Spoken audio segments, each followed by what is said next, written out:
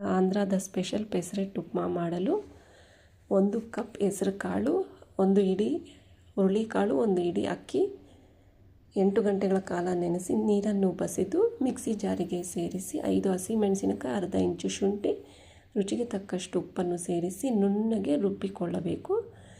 ಇದು ಫರ್ಮೆಂಟೇಷನ್ ಆಗುವ ಅವಶ್ಯಕತೆ ಇರೋದಿಲ್ಲ, ಇನ್ಸ್ಟೆಂಟಾಗಿ ಹಾಗೆ ಮಾಡ್ಕೊಳ್ಬೋದು.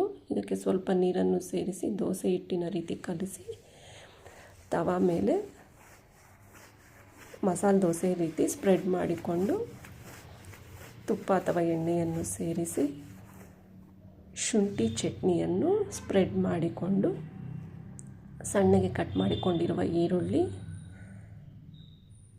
ಮಾಡಿಟ್ಟುಕೊಂಡಿರುವ ಉಪ್ಪಿಟ್ಟನ್ನು ಸೇರಿಸಿ ಕೊನೆಯಲ್ಲಿ ತುಪ್ಪದೊಂದಿಗೆ